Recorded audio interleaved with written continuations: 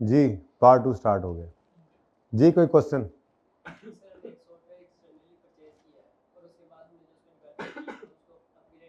वो subsequent expenditure कहलाता है। मैं फिलहाल इनिशियल मेजरमेंट की बात कर रहा हूँ। सब्सिक्वेंट एक्सपेंडिचर में यहाँ पर भी वही रूल है, अगर आपके उस खर्चे ने आपकी एसेट की लाइफ, प्रोडक्टिविटी, एफिशिएंसी, आउटपुट या क्वालिटी ऑफ आउटपुट बढ़ा दिया तो उसको कैपिटलाइज कर लें, वरना एक्सपेंस आउट कर लें।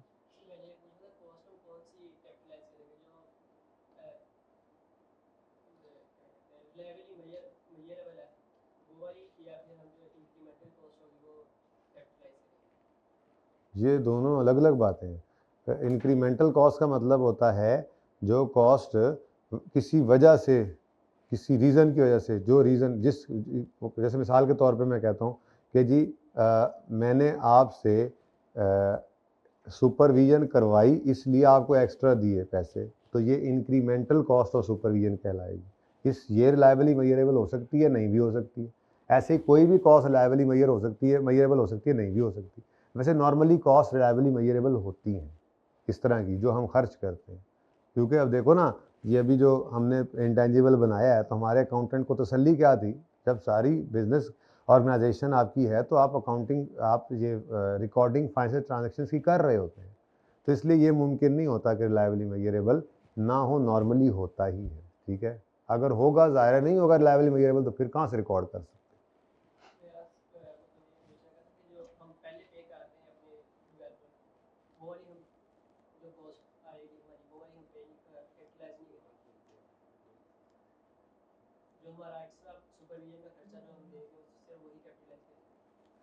नहीं, क्वेश्चन में आपका समझ नहीं रहा। आपका इंटेंजिबल बन के चल चुका है या नहीं? चल चुका है, तो उसके बाद तो जो डेवलपर फिर क्या कर रहा है, वो तो घर चला गया, फिर आपका आईटी डिपार्टमेंट का मैनेजर हो सकता है जो उसको चला रहा होगा। डेवलपर तो नहीं चलाता, डेवलपर तो बनाता है ना। वो जब आएगा तो अपग्रेडेशन की कॉस्ट लेगा, तो अपग्रेड तो वैसे ही कैपिटलाइज होना चाहिए, तो वो पैसे देंगे। चला तो हमारा आईटी मैनेजर रहा, तो उसको तनख्वाह जा रही हो, तो एडमिन का खर्चा है। सही है।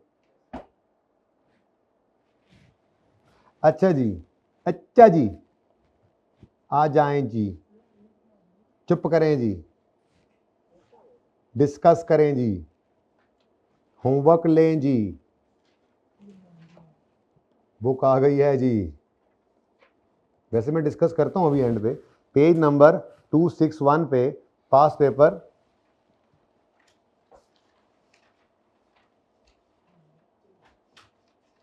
अच्छा, वैसे आपस की बात है, स्प्रिंग 12 में उसने ये क्राइटेरिया जो है डिस्कशन का कह दिया था 5 नंबर के लिए, तो ऐसे ही अपने अल्फाज में आप भी ट्राई कर सकते हैं, कोई हर्ज नहीं है।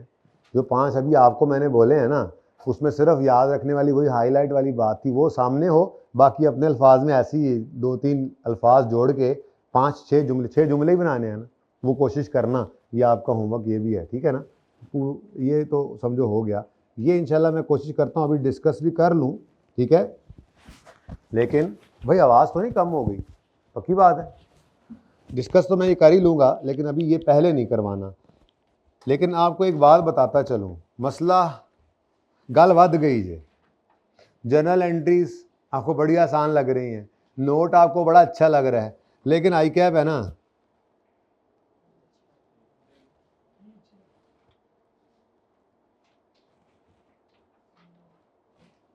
उन्हें क्या इधर भी आओ ना, थोड़े जिन कड़िए एक्सप्लेन एक्सप्लेन, फिर नोट आ गया।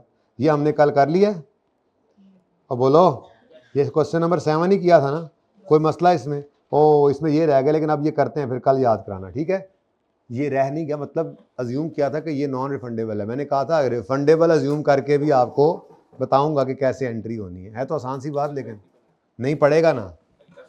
हल्का सा क्या मतलब है, एंट्री बदल जाएगी। एसिड डेबिट होगा 100 रुपये से लेट से, और 15 रुपये तो फिर आपका जी टैक्स जो है वो तो देखेंगे इंशाल्लाह, हम देखेंगे। थोड़ा सा फर्क नहीं है, मेरे लिए तो बहुत है, आपके लिए थोड़ा सा होगा। सेव लिमिटेड, इसमें गुडविल भी आएगी। असल में ना ये सेव लिमिटेड वाला जो है ना, ये सवाल असल में तो कंसोलिडेशन के बाद करना चाहिए, लेकिन हम जुगाड़ कर लेंगे इसका, सवाल यहीं पूरा कर लेंगे। गुडविल जैसे हमने कंसोलिडेशन के टॉपिक में जाके प्रॉपर तरीके से निकालनी है, वैसे नहीं निकालेंगे, यहाँ जुगाड़ लगा लेंगे। लेकिन जब कंसल्टेशन कर लेंगे तो मैं फिर वापस आया करता हूँ। एक यहाँ पे जौक वाला सवाल करवाता हूँ, आगे वो जौक इनकॉर्पोरेशन आ रहा है, और एक ये एप्पल वाले सवाल के अंदर जो गुडविल हमने देसी जुगाड़ तरीके से निकाली होती है, वो फिर वो अंग्रेज़ी तरीके से सीखते हैं ना कंसल्टेशन में, उससे निकाल के दोबारा देख लेते हैं, बात तो सेम ही होती है, ठीक है ना। तो करेंगे इंशाल्लाह, मे बी कल। इधर देखो जी, इन अकॉर्डिंग से प्रिपेयर अ नोट, तो नोट आ गया जी, नोट पे नोट आ रहा है, लेकिन ये जो है ना, ये वेबसाइट है। तो SIC 32 स्टैंडर्ड इंटरप्रिटेशन कमेटी हुआ करती है थी जब IAS होते थे। तो किसी IAS के अंदर अगर नहीं क्लैरिफिकेशन होती थी किसी स्पेसिफिक ट्रीटमेंट की, तो उस पर फिर वो इंटरप्रिटेशन कमेटी अपनी इंटरप्रिटेशन देती थी। जैसे वेबसाइट्स का दौरा तो ये 2000 के बाद ही ज़्यादा शुरू हुआ, और उसके बाद ये कोविड के बाद मच्छर गया ना काम, ठीक है। लेकिन उससे पहले ही 2003, 4, 5 में आकर वेबसाइट्स का कुछ जो है वो थोड़ा यूज़ ज़्यादा हुआ था। तो IS 38 में आप तकरीबन IS 38 पढ़ ही चुके हैं सारा। बस मैंने इसमें आपको कुछ 2-4 मोटी बातें पढ़ानी है। रेजिडुअल वैल्यू का क्या ट्रीटमेंट है, फिर रिवैल्यूएशन मॉडल क्या होता है, यूज़फुल लाइफ कैसे है, या वो एक्सटेंशन वाला काम भी तो रहता है। चलो देखते हैं वो भी। तो या एक्सटेंशन वगैरह की बात है। ट्रीटमेंट वही है जो आपको पढ़ा दिया है। या तो आपने इंटेंजिबल ख़रीदना है, या आपने इंटेंजिबल खुद बनाना है, ठीक है। बीच में गवर्नमेंट ने एज ए गारंट इंटेंजिबल देना है, आसान सी बात है, या आपने एक्सचेंज करना है, बहुत आसान बात है। यानी कि इसमें कई वेबसाइट का उसका वेबसाइट का जिक्र ही नहीं है। लेकिन जब ये वेबसाइट्स ज़्यादा बढ़ने लगी तो फिर परेशानी ये हुई कि इनकी अकाउंटिंग क्या हो। तो फिर उस वक्त SIC 32 जो है वो इंटरप्रिटेशन कमेटी ने अपनी इंटरप्रिटेशन दी, जिसके अंदर वेबसाइट से रिलेटेड जो कॉस्ट हैं उनकी अकाउंटिंग के बारे में गाइडेंस है। ऐसे ही डिसमेंटलिंग या डीकमीशनिंग जो है, ये भी एक प्रॉब्लम थी। IS 37 इसको प्रॉपरली नहीं कैटर करता था। तो लेकिन तब तक IAS आना बंद हो गए थे, IFRS आना शुरू हो गए थे, और अब वो इंटरप्रिटेशन कमेटी जो थी उसका नाम बदल के international financial reporting interpretation committee बन गया है। तो अब जो इंटरप्रिटेशन आती है उसका नाम होता है IFRIC के साथ। तो IFRIC 1 वो प्रोविजन फॉर डिसमेंटलिंग के लिए प्योरली सिर्फ उन्होंने निकाल कर दिया, उसका ट्रीटमेंट बताया। ये बात समझ आ रही है। तो वेबसाइट कॉस्ट होपफुली हम मंडे को, तो मुझे शायद इस पर थोड़ा और लगे टाइम, और ट्यूसडे को होपफुली हम वेबसाइट कॉस्ट पढ़ लेंगे। फिर वेंसडे तक मेरे ख्याल में हम इसको किसी बन्ने लगा लेंगे इस टॉपिक को, नहीं तो थर्सडे तो एंड है। लेकिन इसकी इंपॉर्टेंस आप देख चुके हैं, मैंने पहले दिन आपको ये दिखाया था।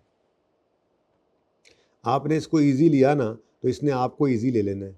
9, 8, 19, 9, 8, 19। ओह ऐसे हो भी सकता है वैसे इस बार फिर बड़ा सवाल आ जाए। खैर चले, मैं तो वैसे मैंने ऐसे नहीं कहा था, लेकिन इत्तेफाक ऐसा हो गया। 9, 8 एक अटैम्प्ट छोड़कर 19, फिर 9 एक अटैम्प्ट छोड़कर 8, अब फिर नहीं थोड़ा ट्रेंड चेंज हो सकता है। चलें खैर, मकसद कहने का ये है, ये बिल्कुल हर अटैम्प्ट में तो नहीं, लेकिन मतलब मोस्ट इंपॉर्टेंट में नहीं है तो इम्पॉर्टेंट टॉपिक्स में है, ठीक है।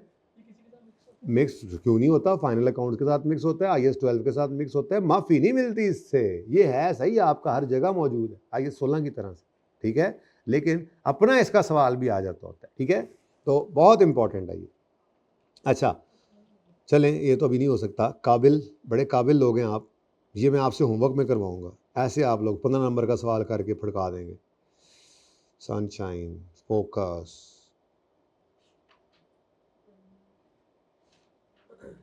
ज़ौक, डव।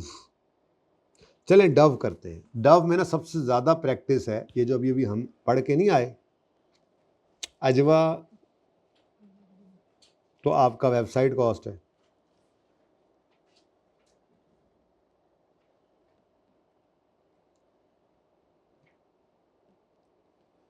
सब हो जाएंगे इंशाल्लाह। आप देख लें, आप कोई ये मतलब इजी लेने वाला टॉपिक है नहीं, ठीक है। अखीर हुई पड़ी है इसमें, मुक ही नहीं रहे सवाल्स ही सवाल्स हैं, ठीक है। चलें आ जाए। फ़िलहाल तो हम फाख्ता उड़ाते हैं, खलील मियाँ बनते हैं और फाख्ता उड़ाते हैं। तो मेरे ख्याल में बुध या जुमेरात तक जाके इसको क्लोज़ करेंगे, और फिर वेबसाइट कॉस्ट भी शायद चल रही होगी। यानी कि मुझे लगता है अगला वीक पूरा तो नहीं, लेकिन काफ़ी हद तक लग ही जाना है। इसके बाद हम IS 21 IS 41 में से कोई एक करेंगे।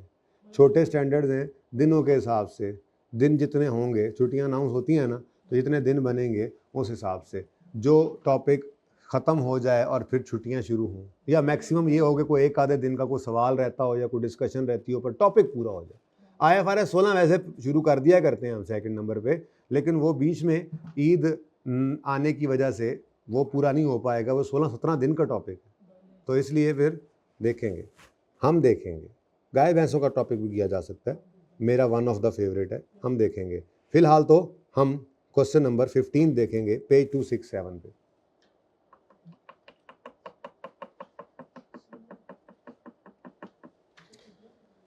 कंप्यूट करो cost of new product for initial measurement. Cost निकालो, पहली बार जो रिकॉर्ड यानी कि इंटेंजिबल डेबिट करना है हमने, उस कॉस्ट को निकालो, और also discuss the reasons for ignoring any of the above expenses. माफ़ी नहीं इतनी आसानी से मिलती, अब तो उसने कहना शुरू कर दी। कॉस्ट निकालो मतलब जो चीज़ें कैपिटलाइज होनी है वो लिखो, और वो भी डिस्कस करो, जो इग्नोर किया उनको इग्नोर करने की रीज़न डिस्कस करो, क्यों इग्नोर किया। ठीक है, आपके पास 2 मिनट है, कम से कम इसको पढ़ के दिमाग में तो कर लें।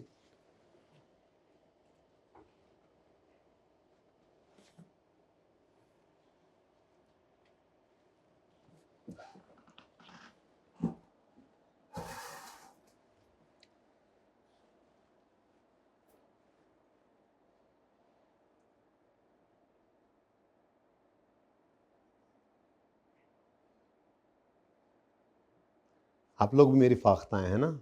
नहीं, आप लोग तो मेरे उकाब हैं, एरोप्लेन्स, आपकी मर्जी।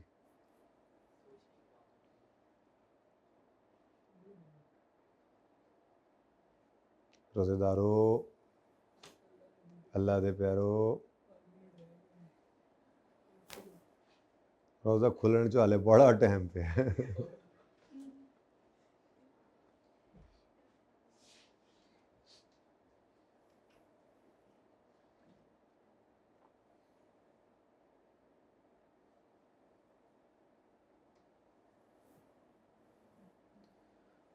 गुजरते ही जा रहा है Ramzan.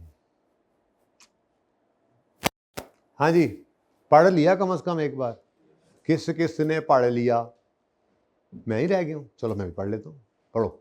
Dove limited commences development of a new product on 1 January 20। लो जी, उन्हें क्या है जी, डेवलपमेंट ही ऐसी शुरू कर देती। ठीक है, ठीक है।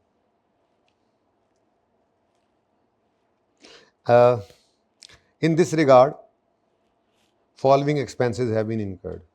अच्छा, अब डेवलपमेंट है, वो कह रहा है डेवलपमेंट शुरू कर दी, तो ये कोई वो लफ्जी डेवलपमेंट नहीं रही, क्योंकि नीचे उसने वैसे ही एक्टिविटीज़ दे दी हैं, तो आपने खुद देखना है रिसर्च या डेवलपमेंट। और वैसे भी डेवलपमेंट तो डेवलपमेंट में भी कौन सा सारी कॉस्ट जो है वो कैपिटलाइज होती हैं, अगर क्राइटेरिया मीट हुआ है तो कैपिटलाइज होती हैं। ठीक है, अच्छा कहते हैं कहो तो मैं ओपन कर लूँ एग्जाम्पल्स या बगैर उसके ट्राई करें? पहला दिन है वैसे तो ट्राई करें, वैसे ट्राई करें। चलो पढ़ते हैं फिर। Evaluation of possible alternative. क्या हो रहा है? इवैल्यूएशन हो रही है। क्या इवैल्यूएशन के बाद सिलेक्शन जो है वो डेवलपमेंट है? मेरा सवाल है, यहां लिखा होता सिलेक्शन ऑफ पॉसिबल अल्टरनेटिव्स, फिर क्या होता? फिर भी रिसर्च होता। हाँ, अगर इनकी एप्लीकेशन होती, यूँ लिखा होता एप्लीकेशन ऑफ चोजन अल्टरनेटिव, तो फिर डेवलपमेंट था। ध्यान से ज़रा पढ़ना, यही तो मसला है अब यहाँ पे। ठीक है, तो expense evaluation of possible alternatives, तो ये तो क्या है? रिसर्च। ये क्या है? रिसर्च है।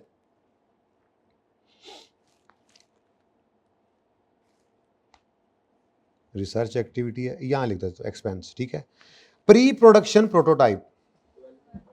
अच्छा, पहले यूँ, बल्कि मैं यूँ कर लेता हूँ ना, यूँ लिखता हूँ रिसर्च है। असल में ना मैंने अभी ये नहीं पढ़ा, मैंने अभी तक ये नहीं पढ़ा कि क्राइटेरिया मीट हुआ या नहीं हुआ, इसलिए मैं फ़िलहाल सिर्फ ये देता हूँ रिसर्च। ये तो बहरहाल जैसे ही पता लगा रिसर्च है तो हमने फ़ौरन क्या कहा, ये तो एक्सपेंस ही बनना है।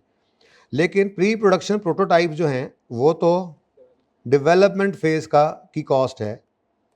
तो डेवलपमेंट फेज़ के लिए तो मुझे देखना पड़ेगा सवाल के अंदर जाकर कि कहीं पर बताए क्राइटेरिया मीट कब हो रहा है, ठीक है, सही है ना। अभी वेट कर ले, एक्सपेंस है या कैपिटलाइज करना है ये नहीं पता, क्राइटेरिया देखते हैं बाद में, आगे बढ़े।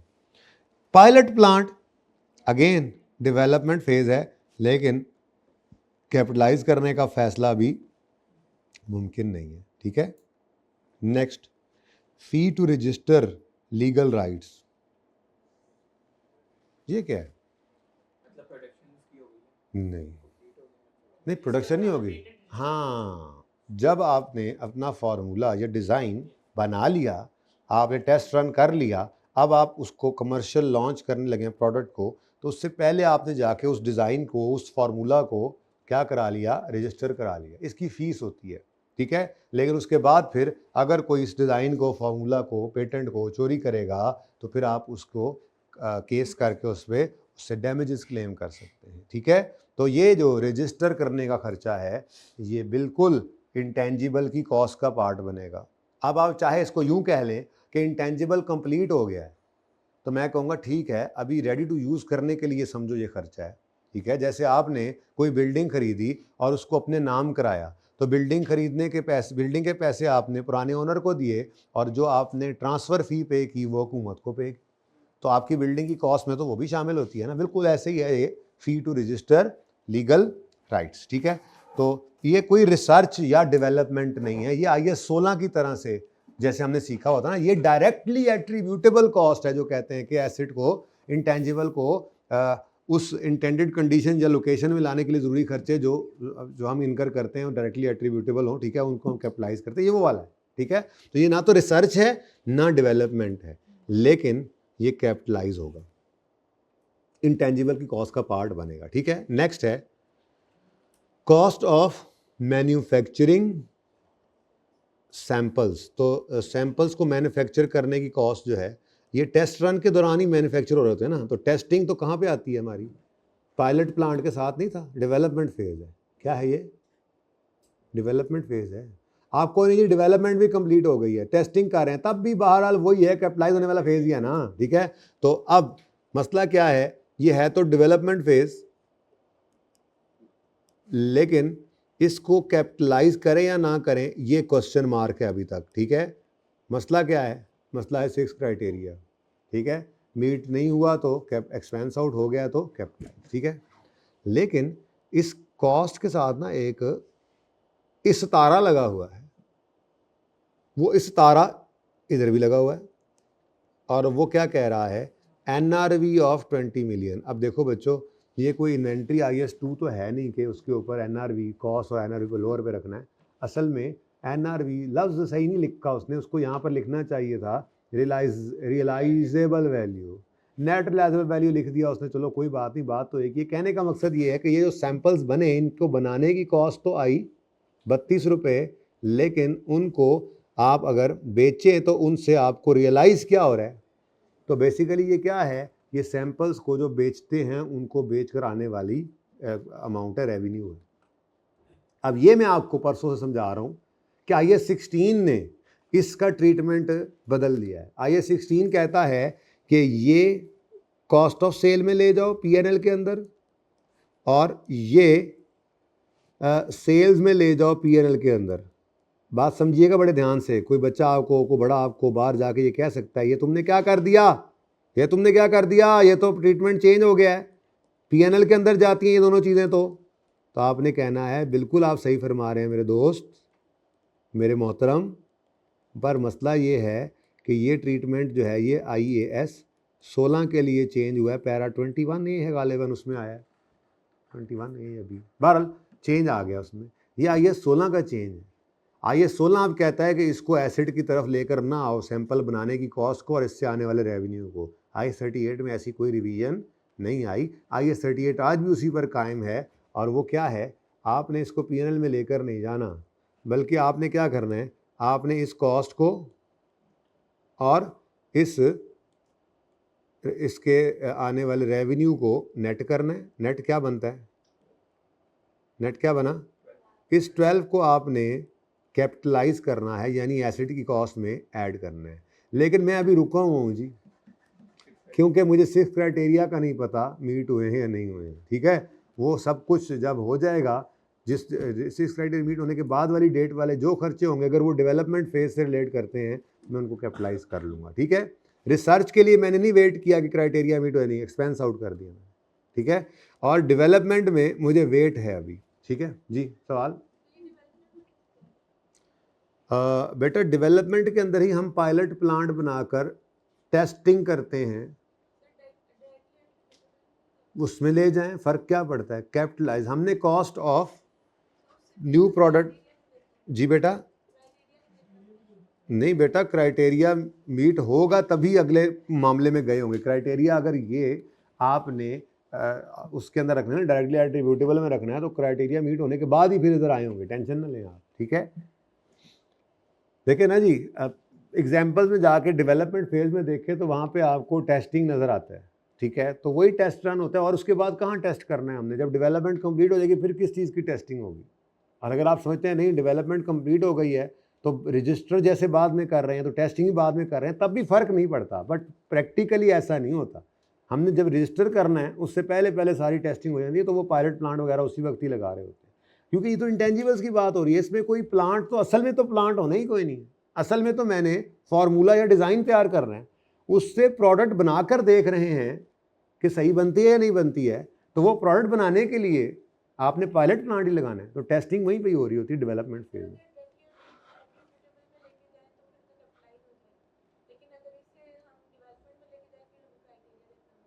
जी, लेकिन ये डेवलपमेंट में ही है ना। मैं तो ये समझता हूँ कि आप इसको डायरेक्टली देखो, इंटेंजिबल जब कंप्लीट, आप देखो टेस्टिंग हो रही है किसकी, इंटेंजिबल की, ठीक है।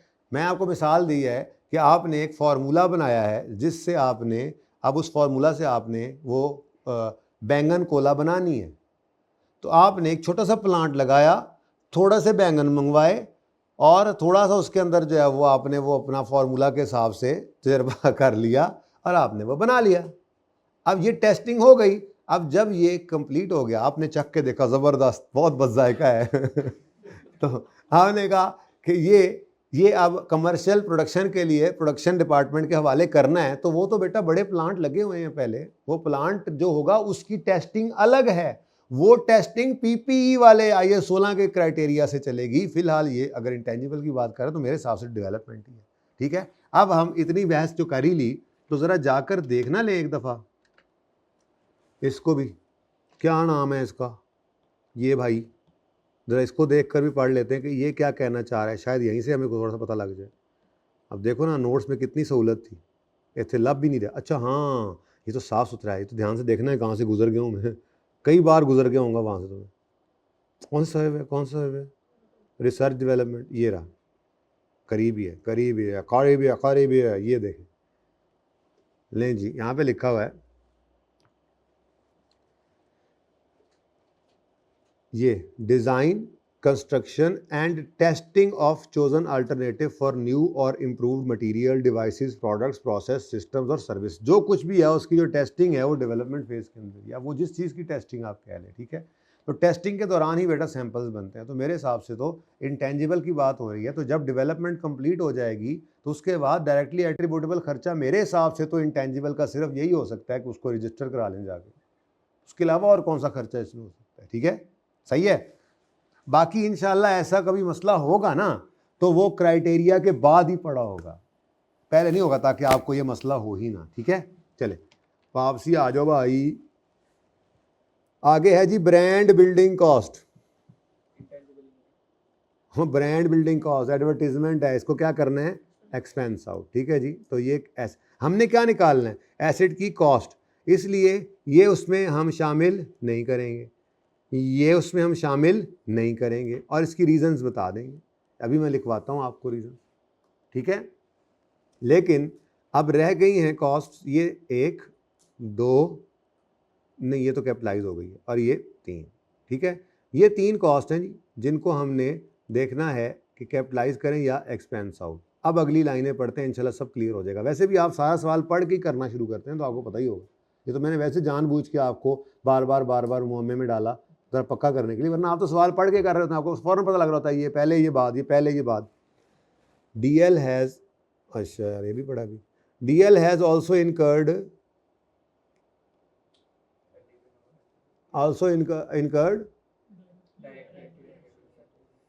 Directly attributable salaries. मैं इस पर जोर देना चाह रहा था। अगर सिर्फ ओवरहेड्स होते, एडमिन सेलिंग वगैरह जैसे होते हैं, तो वो तो एसिडी कॉस्ट का पार्ट नहीं बनते, हम पढ़ के आए हैं। लेकिन अगर खुदा ना खास्ता लफ्ज़ डायरेक्टली एट्रीब्यूटेबल आ गया, तो फिर ये सैलरीज और ओवरहेड्स जो हैं, इवन ओवरहेड्स भी, ये क्या हैं, ये इंटेंजिबल की कॉस्ट का पार्ट बनेंगे। अब वो कहता है DL has also incurred directly attributable, मतलब इसी इंटेंजिबल के लिए ये बंदे रखे होंगे, साइंसदानों की सैलरीज होंगी और ये ओवरहेड्स लग रहे होंगे, डायरेक्टली एट्रीब्यूटेबल हैं। लेकिन अगली गल सुन लो, पहले दिन वाली बात याद करो। अगर तो रिसर्च फेज चल रहा होगा तो ये खर्चे सारे डायरेक्टली एट्रीब्यूटेबल भी हैं, अगर इसी इंटेंजिबल से, तो एक्सपेंस आउट होने हैं। जब क्राइटेरिया मीट होगा तो उसके बाद कैपिटलाइज होंगे। समझ आई कि नहीं? कि अगली भी गई? श्योर रे? अच्छा। DL has also incurred directly attributable salaries and wages of 5 million and 1.5 million respectively in each month over the development period of new product। development period अब कौन सा है?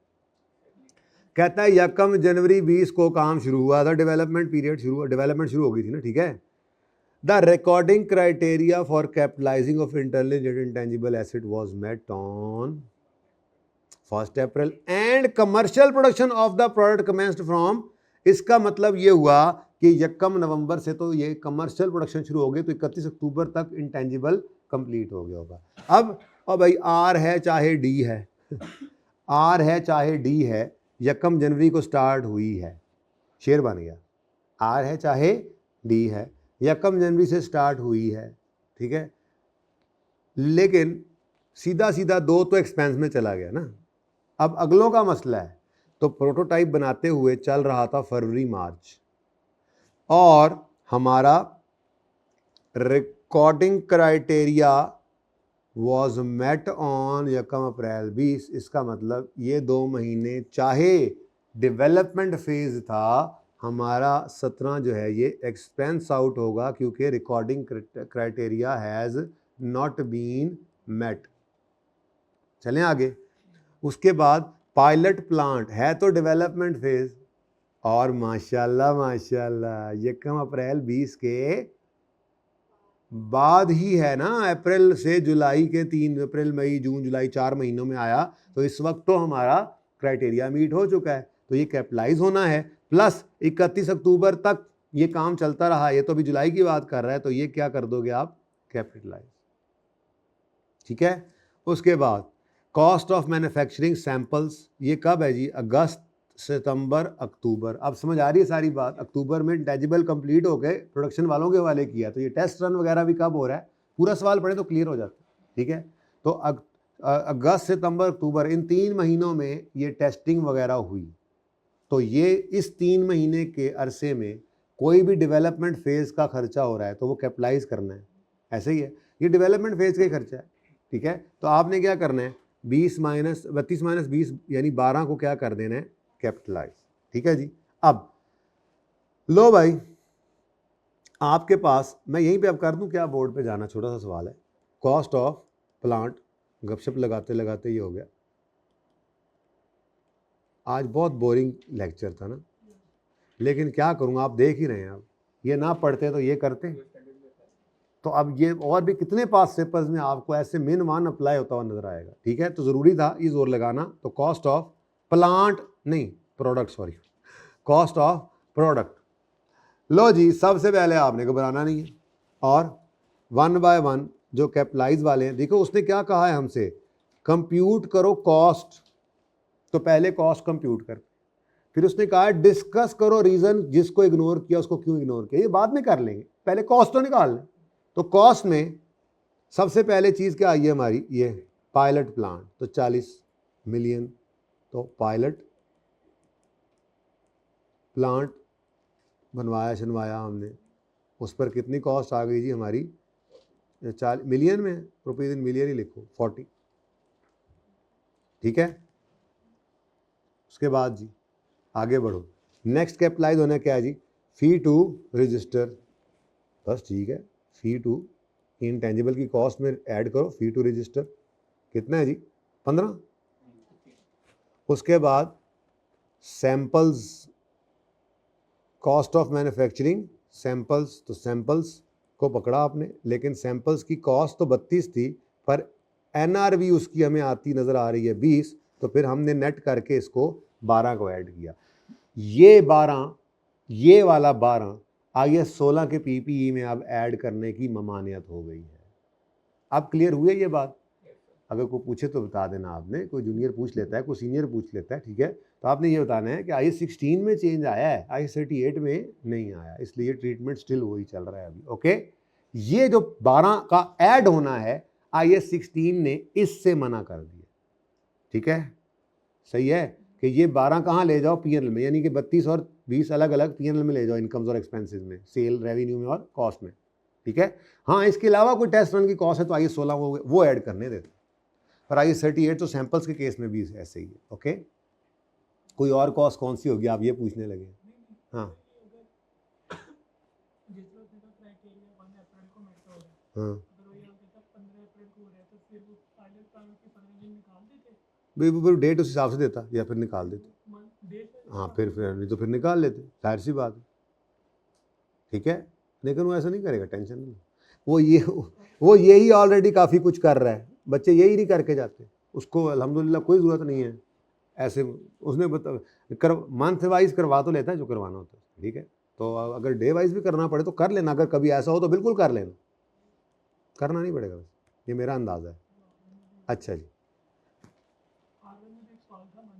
अच्छा जी, नेक्स्ट कैपिटलाइज कर दें, सैंपल हो गया, ब्रांड बिल्डिंग इग्नोर। उसके बाद अगला मसला है सैलरीज का, ये बड़ा टेक्निकल मसला है। ये क्या है, सैलरीज और ओवरहेड्स जो हैं ये पर मंथ गिवन है, ये क्या है जी, पर मंथ गिवन है। ओके, अब जनवरी फरवरी मार्च, बस जनवरी फरवरी मार्च तो निकल गए ना, अप्रैल से लेकर अक्टूबर तक, यार एक काम चले छोड़ें, सीधा ही आ जाएगा जी। सैलरीज कितनी है जी पर मंथ, 5 मिलियन, और अप्रैल मई जून जुलाई अगस्त सितंबर अक्टूबर नवंबर अक्टूबर, ठीक है, 7 माह, ठीक है, 7 माह की सैलरीज को आपने कैपिटलाइज कर लिया, बाकी की जनवरी फरवरी मार्च की, और बस जनवरी फरवरी मार्च इसलिए कह रहा हूँ कि उसने क्या कहा है, डायरेक्टली एट्रीब्यूटेबल ये जो सैलरीज और ओवरहेड्स हैं ये इन ईच मंथ थे over the development period of new product, तो 1 जनवरी पे डेवलपमेंट नई प्रोडक्ट की शुरू हुई थी और 31 अक्टूबर पे ख़त्म हो गई है, तो उसके बाद तो फिर ये नहीं ना आती रहनी सैलरीज, ठीक है, सही है, तो अक्टूबर तक, अप्रैल से अक्टूबर तक की कैपिटलाइज हो गई, तो जनवरी फरवरी मार्च की एक्सपेंस आउट करेंगे, बट वो मैंने बाद में करवाना है फिलहाल तो, ठीक है, वो लिखवाऊंगा आपको, लिखना है क्योंकि उसने क्या कहा है डिस्कस। अच्छा, ऐसे ही ओवरहेड्स हैं,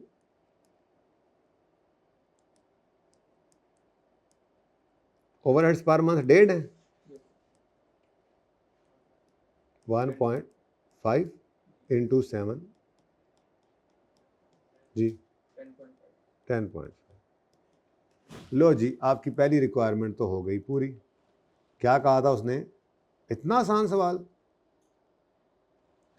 3 दिन खप खप के यहाँ तक पहुँचे, ऐसे थोड़ी इतना आसान था, और जिसने एग्जाम्पल्स को लिफ्ट नहीं कराई होगी, रट्टे रोटे लगा के वैसे ही 2-4 सवालों में चला गया होगा, उसको क्या पता होगा कि ये क्या है, फेल होके आ जाते हैं फिर ऐसे मुंह उठा के, ठीक है जी, 112.5, ठीक है जी। अच्छा, अब उसके बाद ये तो हो गया एक हिस्सा, दूसरे से वो कहता है रीजंस बताओ इग्नोर क्यों किया कुछ को, तो यहाँ पे अगली हेडिंग दो आप लोग, reasons of ignoring.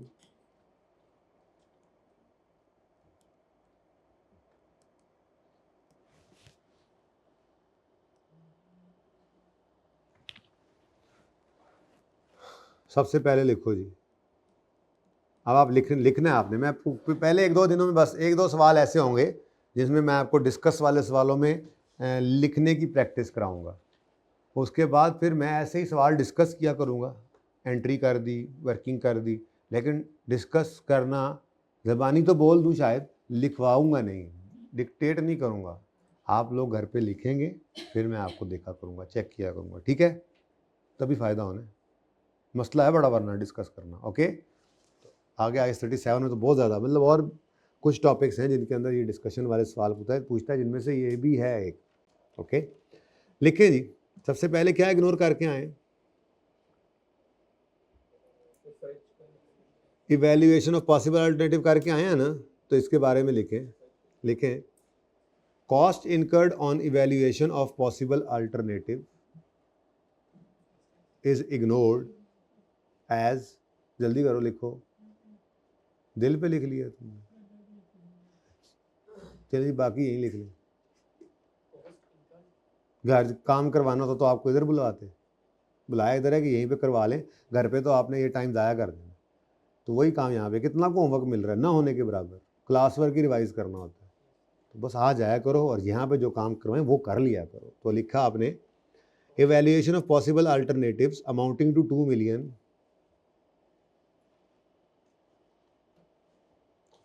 2 million is ignored because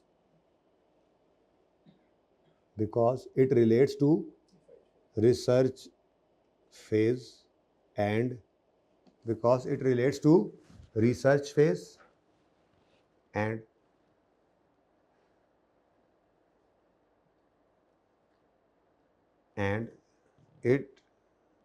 as per IAS 38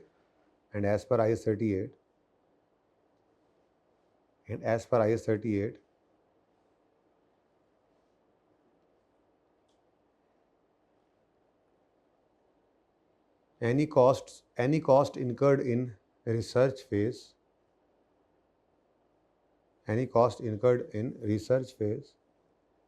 is charged to P&L as an expense.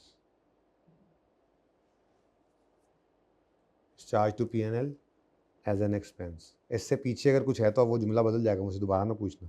इस charge to P&L as an expense, ठीक है? सही है। अच्छा, नेक्स्ट है प्री प्रोडक्शन। प्रोटोटाइप आपने इग्नोर किया है, ऐसे ही है। इसके बारे में ठहरो, कोई और साथ मिल सकता है? नहीं, ब्रांड बिल्डिंग उससे भी अलग है। अच्छा,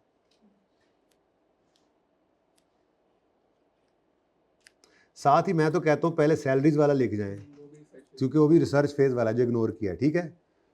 और सैलरीज देखो 5 × 3 जमा 1.5 × 3 कितना आता है टोटल? 19 हाँ, बस इसके बारे में अब लिखना है। और जब 19.5 लिखना तो ब्रैकेट में ऐसे ही वर्किंग शो कर देना, ठीक है? आगे लिखो नंबर 2।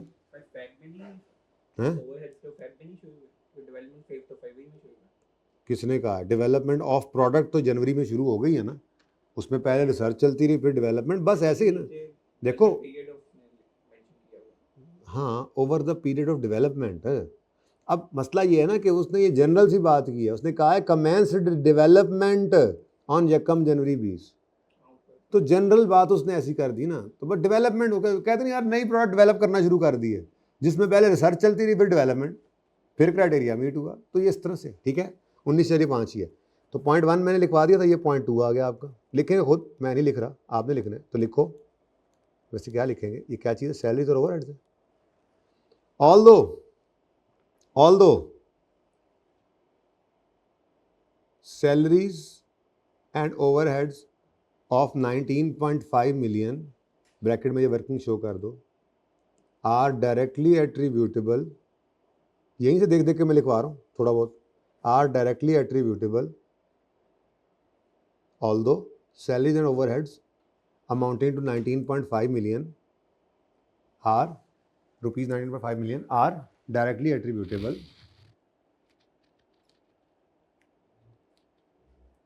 यार बल्कि काम करो, हम पागल थोड़े ही हैं, ऊपर जुमला लिखा तो है, उसी में ऐड कर देना। ठहर प्लीज़, काट दें ऐसे, अभी टुच ना किया करें आगे से, काट दें बस, नहीं तो लिखें दोबारा, आप पूरा लिखें दोबारा, आप लोग पूरा लिखें, मैं छोटा करके लिखा और जिन्होंने लिखना है वो बीच में ऐड कर दें, ठीक है। जो पहला जुमला लिखा था ना उसमें आपने ऐड करना है। क्या लिखा था? रिसर्च, क्या लिखा था? इवैल्यूएशन ऑफ पॉसिबल अल्टरनेटिव लिखा हुआ है ना, ठीक है। नहीं नहीं, उसी के आगे यूं लाइन लगाएं, यूं करके, नहीं स्लैश, ऐसे आप लिखा हुआ है ना इवैल्यूएशन ऑफ, सारा यहाँ पे यूं लाइन लगाएं और ऊपर ही लिखे evaluation of possible alternative and salaries and overheads amounting to rupees 19.5 million. उसके बाद कुछ लिखने की जरूरत ही नहीं, ठीक है। तो evaluation of possible alternative amounting to 2 million and salaries and overheads amounting to 19.5 million. अब देखो दोबारा नहीं लिखना पड़ा, इस तरह से पर्चे में करना है ना, तो मैं आज क्यों गलत काम ऐसा करवा दूं? 2 दफा लिखना पागल है? ख्याल आ गया अभी मुझे, तो मैंने काट दो बस उसको, टिच। ये हमेशा ऐसे करते हैं आगे से, टिच ना किया करें, टिच। Evaluation of possible alternatives amounting to 2 million and salaries and overheads amounting to 19.5 million, bracket में वर्किंग शो करें, रिलेट टू रिसर्च P&L, ठीक है, done.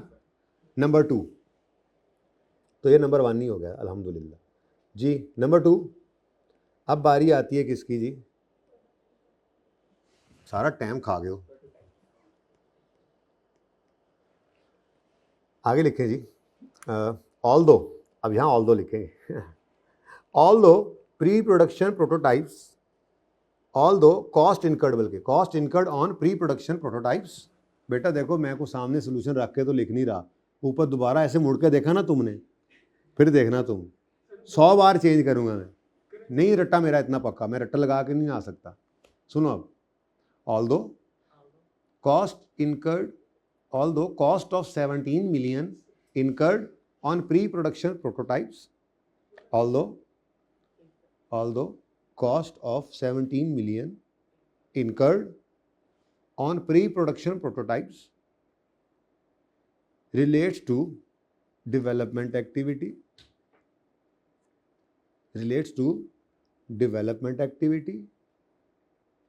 although cost of 17 million relating to incurred on pre-production prototypes relates to development activities. However,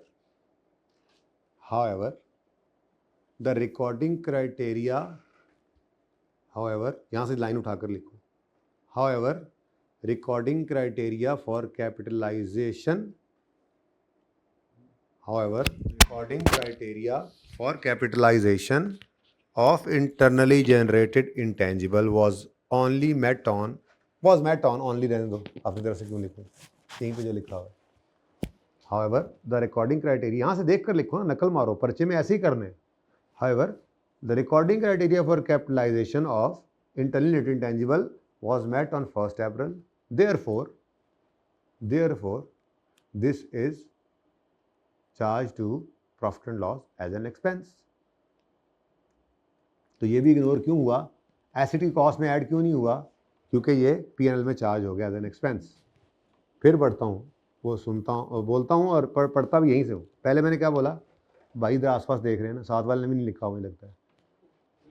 sir, the cost of 17 million incurred on pre production prototypes relate to development activities, however recording criteria was only met on 1st April, therefore it is recorded as an expense in P&L, ठीक है।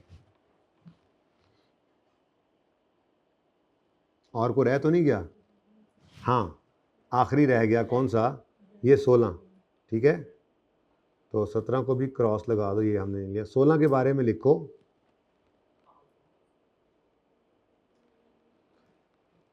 इसके बारे में लिखो, IS 38 prohibits, इसके बारे में ना बेटा स्पेसिफिक प्रोहिबिशन ऐसे है ना, इसको ऐसे लिखा करेंगे, ट्रेनिंग आए या ये एडवर्टीजमेंट आए, ट्रेनिंग या उस्मान भाई ट्रेनिंग या एडवर्टीजमेंट अगर आएगी ना, तो उसके लिए जुमला लिखा रहा हूँ, यही पर्चे में हमेशा लिखा करना है, ठीक है।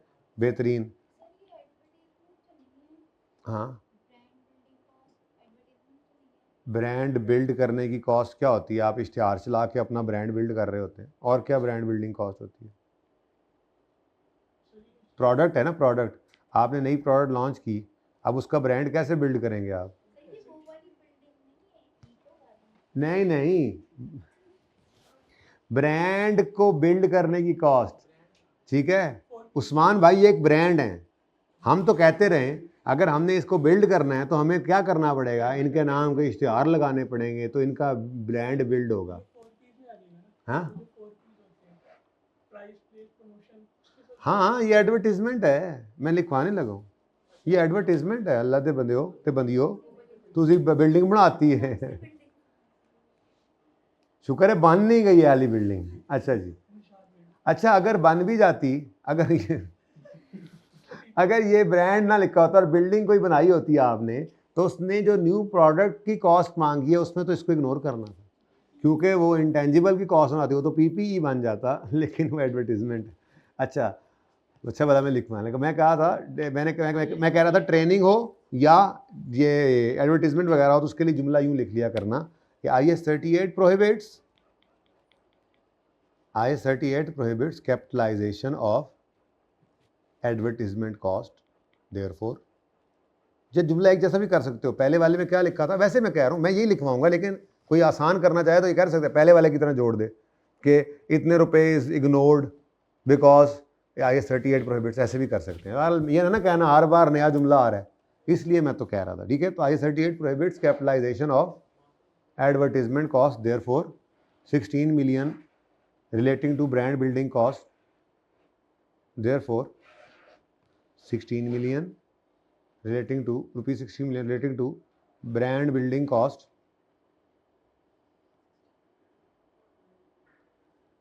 is charged to P&L as an expense। ठीक है, ऐसे लिखना है आपने। चलो जी, अब 2 सवाल होमवर्क में लो और छुट्टी करो, एक और ले लो, क्या फ़र्क पड़ता है। ओके 17 ले लो, एक और भी ले लो, संडे है।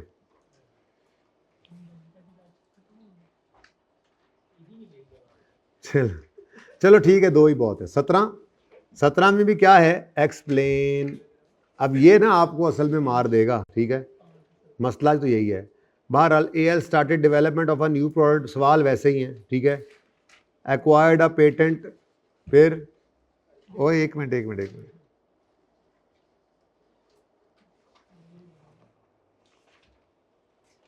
अच्छा यहाँ पे कहीं पे मुझे लगता है वो भी आना है मसला जो मैं नहीं पढ़ा सका, चलो मुझे माफ़ कर देना, आप ट्राई करना, अल्लाह खैर करेगा। अगर कभी आपका लाइसेंस जो है उसको उस जितने अरसे के लिए आपको इनिशियली मिला है उससे आपको रिन्यू करने का ऑप्शन मिल जाए और रिन्यूअल कॉस्ट उसके ऊपर हो, तो उस पर कोई ट्रीटमेंट जो है वो आपको मैंने नहीं पढ़ाया, अगर किसी सवाल में आ जाए तो देखते हैं ना आप कैसे आप रिएक्ट करते हैं। नहीं छोड़ दें इस बात को, मैं कह रहा हूँ आप पर्चे में ऐसा आ जाता, मैंने ये नहीं पढ़ाया होता और पर्चे में आ जाता, तो आपको क्या रिएक्शन आपका आना चाहिए वो देखना चाह रहा हूँ। ये नहीं कि मेरे नाल लड़ पाओगे आके, नहीं, पेपर में क्या करते यूँ समझ के आपने करना है, अगर आ जाए तो आपने उस एक पॉइंट को छोड़ देना है, जो समझ में आए कर देना है, बाकी सवाल में उसका असर नहीं पड़ने देना, ठीक है ना। फिर पास इसी तरह से होता है बंदा, ठीक है जी। तो ये 17 एक होमवर्क में करना है, मुझे लगता है दोनों में से किसी एक सवाल में ये रोड़ा है, और दूसरा किधर गया।